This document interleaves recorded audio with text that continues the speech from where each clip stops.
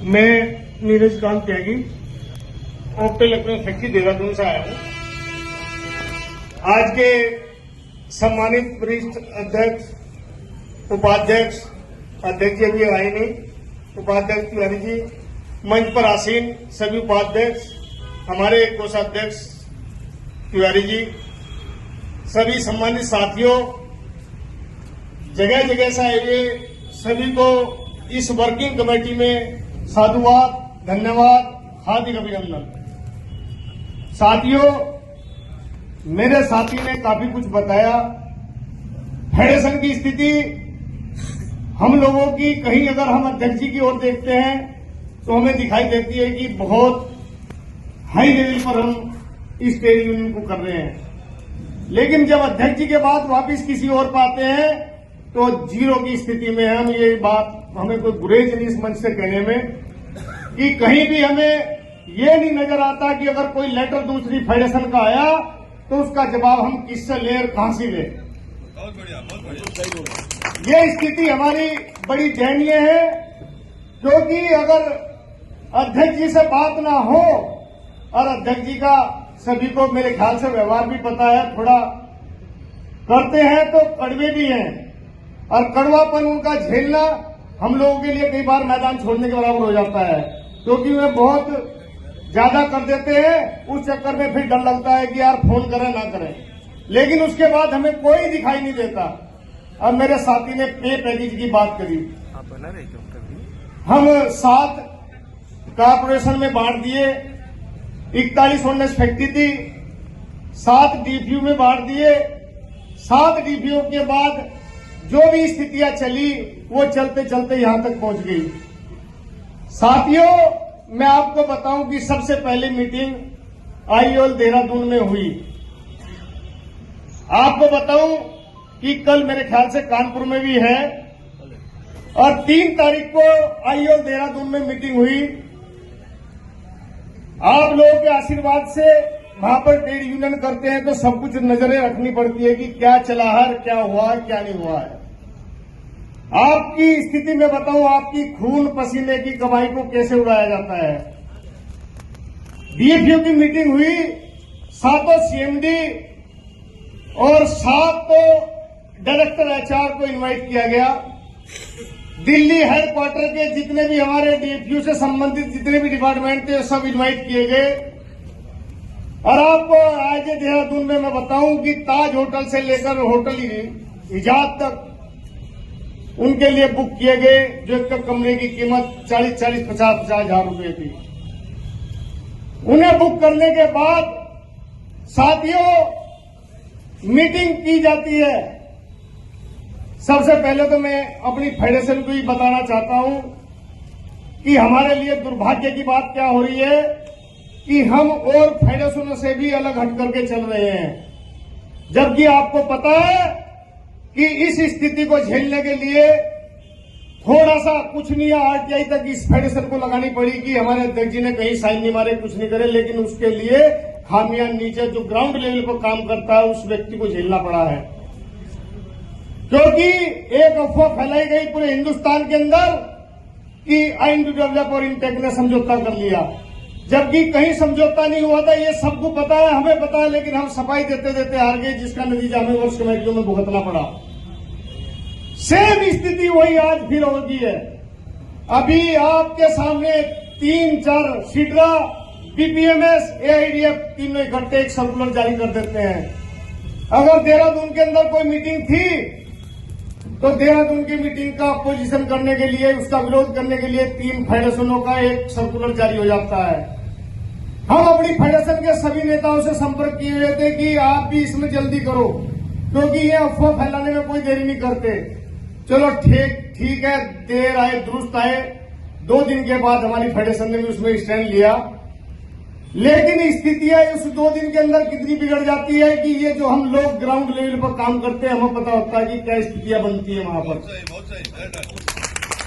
हम एक अपेक्षा जरूर फेडरेशन से करेंगे कि अभी भी कुछ नहीं बिगड़ा। आप लोगों ने एक वादा किया था दूसरी फेडरेशनों से कि 7 तारीख को हमारी वर्किंग कमेटी कानपुर के अंदर होने जा रही है। 7 तारीख की मीटिंग के बाद हम अपना डिक्लेरेशन करेंगे कि हम आपके साथ चल पाएंगे कि नहीं चल पाएंगे।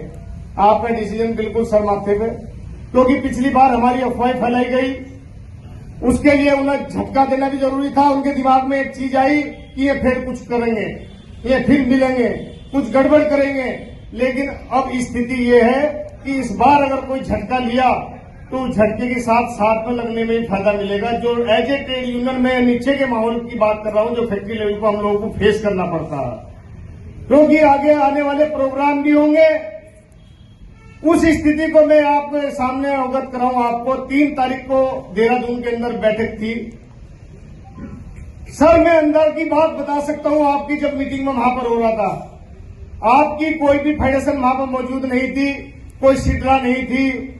उससे पहले हमारे को भी दबाव बना गया, क्योंकि मैं वहां पर आईआर का मेंबर भी हूं और एचएलसीसी का मेंबर भी हूं।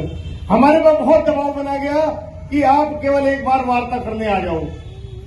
मुझे ये भी पता है कि मेरे जो सीएमडी है हमारे कानपुर से गए हैं। कानपुर के साथियों को, खास तौर से हमारे कोषाध्यक्ष को काफी संपर्क करा कि आप लोग आ जाओ, किसी भी तरीके से आ जाओ, हम और किसी मुद्दे में बात कर लेंगे, एक बार आ जाओ। लेकिन हमें भी पता था कि ये फोटो खींचकर और मिनिस्टर को भेज देंगे कि हमारी फेडरेशन से बात होगी, एक ट्रेड यूनियन, एक जो इंडिविजुअल है वो हमारे साथ लग गया। ये सब चीज की हमें जानकारी थी।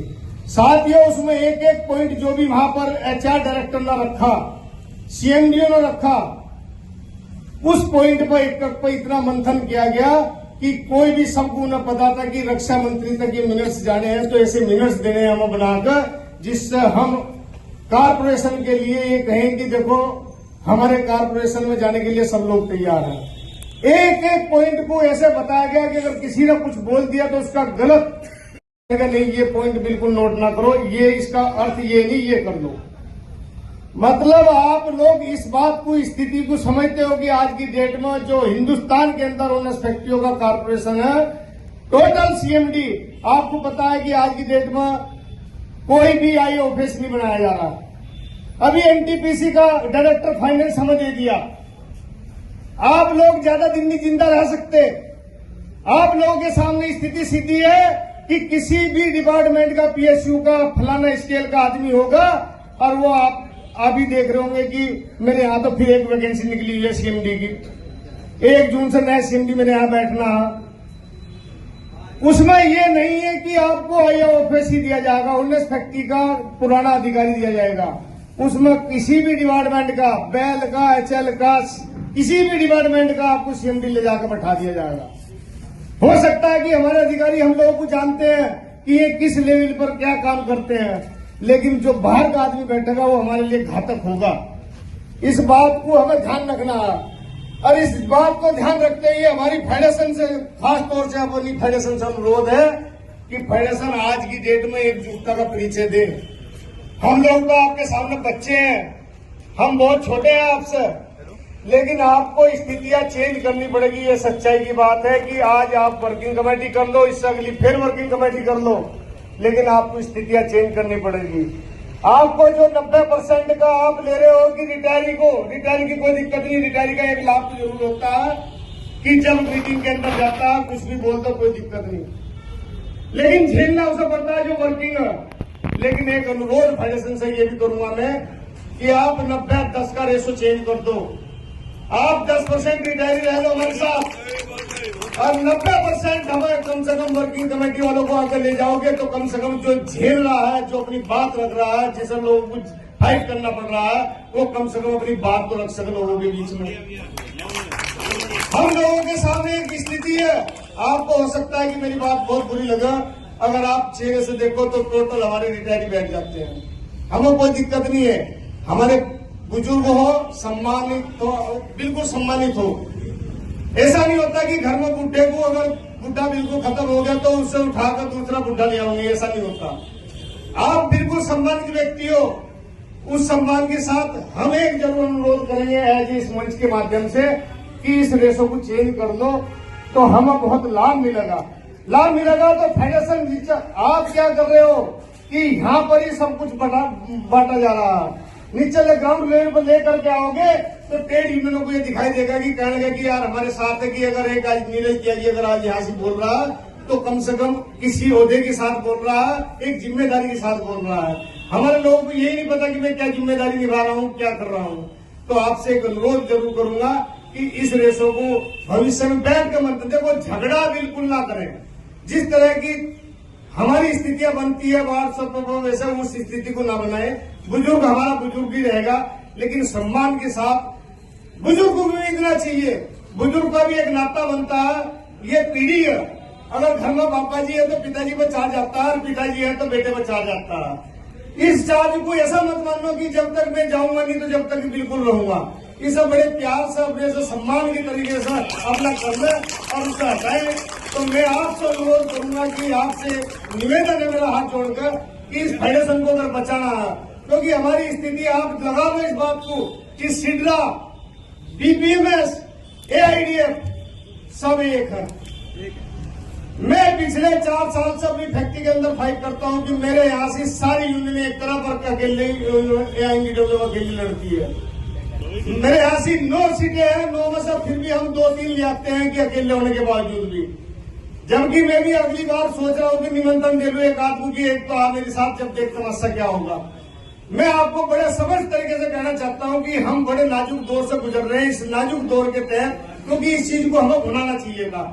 हमारे कई माई बाप कांग्रेस के अंदर आते हैं और कांग्रेस ही हम लोग रहे हैं, सारे हैं भी, लेकिन उसका फायदा हम लोग नहीं उठा पा रहे। ये हमारे लिए दुर्भाग्य की बात है। और मैं आपसे अनुरोध करूंगा कि इस फायदे को आप उठा सकते हो अगर एकजुटता का परिचय दें। और जो स्थिति हमारी आज भी देख लो आप कि कुछ लोग आए कुछ नहीं आए, एक जोश के साथ आज भी चलता है कि मेरी वर्किंग कमेटी है कि आपको इस होल के अंदर मैं पिछली वर्किंग कमेटी में भी यहाँ पर आया था तो जगह नहीं थी। एक जोश रहता है कि जब फेडरेशन सही दिशा में चलती है, सही दिशा देती है, तो लोगों के अंदर एक जोश रहता है कि कहना मेरी वर्किंग कमेटी है, मैं जाऊंगा वहां से मुझे देखने को मिलेगा। मैं इसी बात के साथ अपनी बात को समाप्त करता हूं और आपसे अनुरोध करता हूं कि इन बातों को आप अध्यक्ष महामंत्री से जरूर शेयर करें, जिसके लिए धन्यवाद। एंड जिंदाबाद।